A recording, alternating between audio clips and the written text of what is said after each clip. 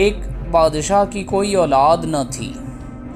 اس نے مرتے وقت وصیت کی کہ کل صبح ہو جو شخص سب سے پہلے شہر میں داخل ہو تاج شاہی اس کے سر پر رکھ دیا جائے۔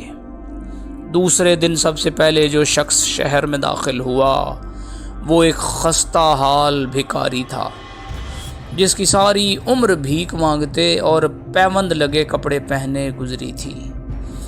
امرائے حکومت نے مرحوم بادشاہ کی وصیت کے مطابق اسے بادشاہ بنا لیا اور قلعوں اور خزانوں کی چابیاں اس کے سپرد کر دی۔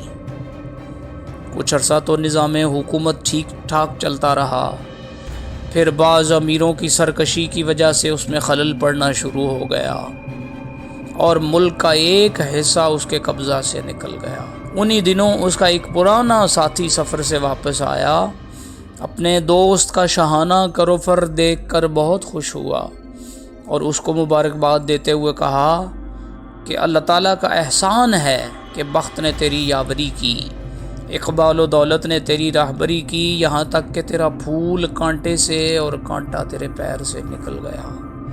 بے شک تنگی کے ساتھ آسانی ہے۔ بادشاہ نے کہا، اے عزیز، یہ مبارکباد دینے کا نہیں بلکہ ماتم پرسی کا موقع ہے۔ جب میں تیرا ساتھی تھا اس وقت مجھے صرف ایک روٹی کی فکر ہوتی تھی اور رات کو چین سے سوتا تھا۔ اب ایک جہان کی فکر ہے اور نہ دن کو چین ہے۔